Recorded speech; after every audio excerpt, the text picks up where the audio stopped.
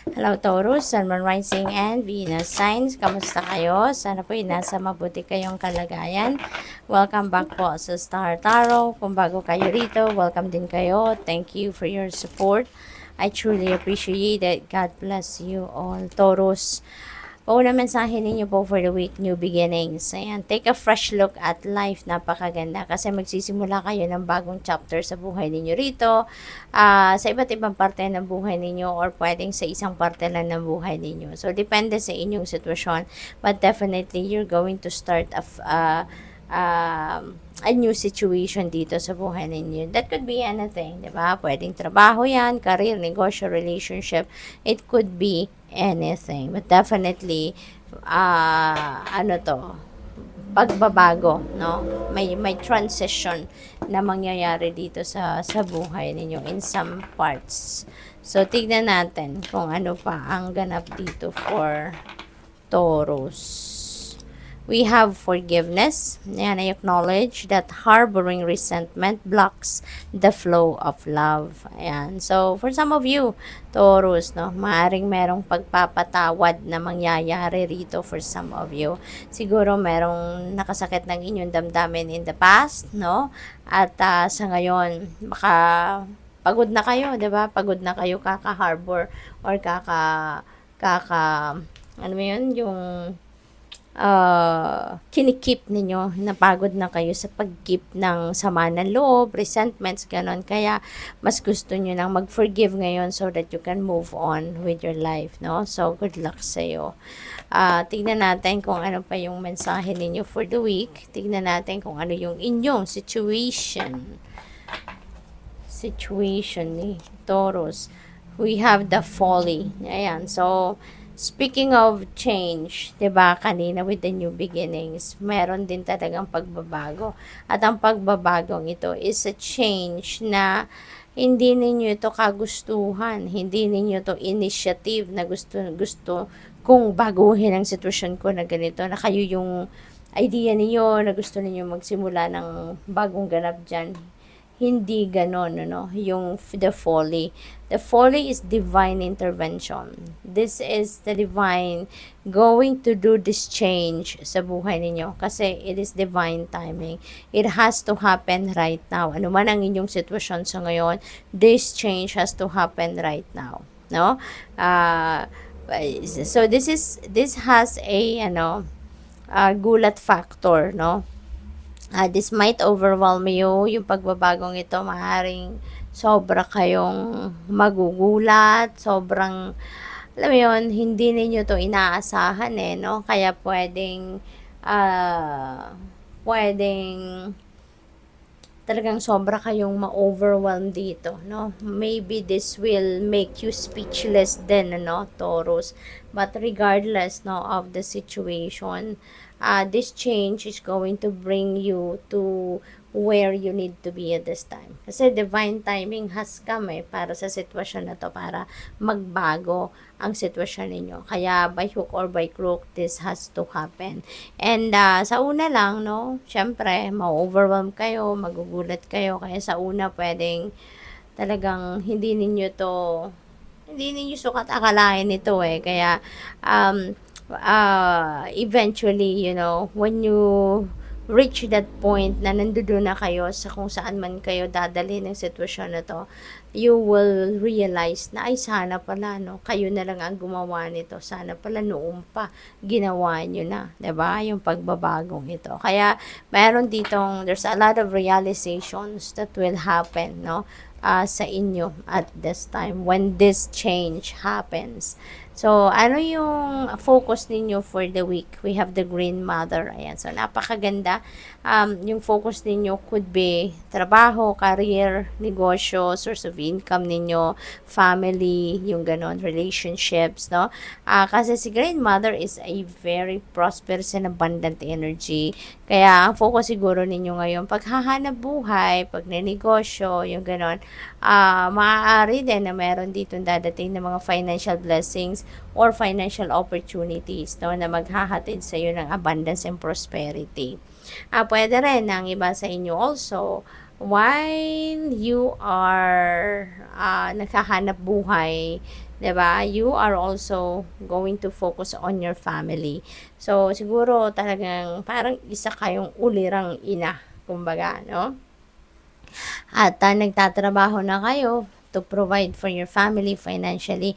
You are also um, taking care of everyone in the family, no? Puwede rin ang trabaho ninyo ay caregiving kasi, no? So, puwedeng gano'n din.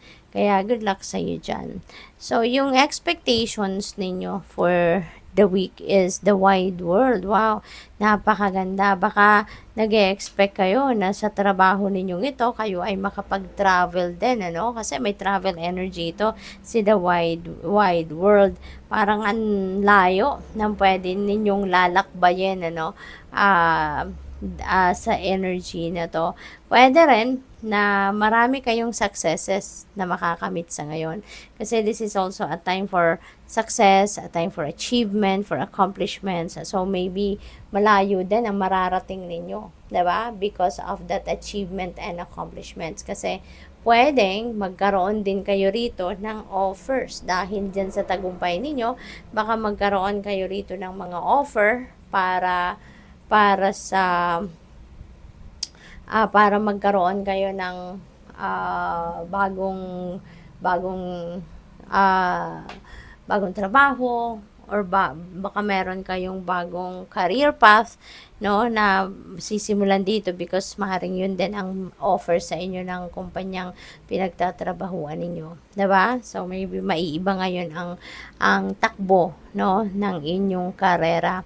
So yung advice sa inyo for the week is seeker of visions. Ayan. So puwedeng ang iba sa inyo rito, puwedeng magkakaroon dito ng apology, no? Baka meron kayong naging kaaway in the past, may hindi kayo pagkakaintindihan with someone in the past.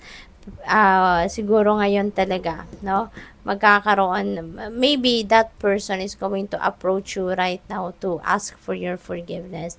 Baka merong magsosorry sa inyo sa ngayon, no? Kaya siguro kayo magpapatawad na din, no? Tatanggapin nyo yung apology ng taong ito. So, pwedeng ganun ang ganap rito, no? Ng iba. Kaya, that could also be forgiveness na baka tatanggapin nyo pa rin yung taong ito, mapapatawad nyo kung anong nagawa niya sa'yo, and at the same time, baka you're going to give this person another chance na magsimula kayong muli sa kung ano mang klaseng relationship ang meron kayo. Parang bibigyan mo din siguro ng pagkakataon ng tao ito na makabawi sa'yo, diba? So, yung new beginning na to could be your relationship with that person na mag-a-apologize sa'yo.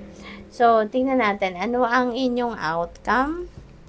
We have 10 of visions. Wow, napakaganda. This is happy family, you know. At possible, no, na yung papatawarin mo dito, yung hihingi ng inyong kapatawaran, could be a family member. 'Di ba? Baka kapamilya mo to, pwedeng kapatid, nanay, tatay, anak ninyo. So, depende sa inyong sitwasyon.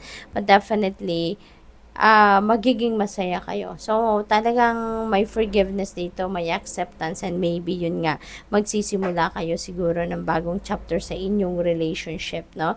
With, na magsisimula dito sa pagpapatawad. Kaya magiging masaya na ang inyong pamilya, magiging masaya ang bawat isa. Kasi, sa inyong pamilya, kasi syempre, apektado din sila, 'di ba, kapag merong magkaaway, merong hindi pagkakaintindihan ng ibang members of the family. Pero ngayon na may kapatawaran na at magsisimula na kayong maghilom ng inyong mga sugat, no? So, magiging masaya din ang lahat kasi syempre, makikita nilang masaya na, nagkabati na, so wala nang maaapektuhan na yung magiging awkward, 'di ba? Ang relationships ng bawat isa. So, this is going to be happy family once again, no? Magkakabati-bati na. Pwede rin na meron mga bonding moments dito na gagawin ng iba sa inyo. Baka may lakad ng pamilya, baka kayo ay may summer getaway, yung mga ganon ba. So, anong final message ninyo for the week? We have Ace of Wands. Ayan. So, this is very exciting kasi this is also a new beginning energy. So, Maraming ganap talaga sa buhay ninyo sa ngayon, Taurus. Maraming pagkakaabalahan kayo. Dito kasi sa Ace of Wands, this could be something na baka pwedeng bagong career, bagong trabaho. This is a new opportunity na dadating sa inyo rito, no? Na pwedeng related sa inyong creativity, related sa inyong mga talents, skills, and gifts. Baka yun ang ika-capitalize ninyo or gagamitin ninyo para makapagsimula kayo ng bagong karera, bagong trabaho, yung gano'n, no? Kaya good luck sa'yo. Thank you for watching. Love and light. Namaste.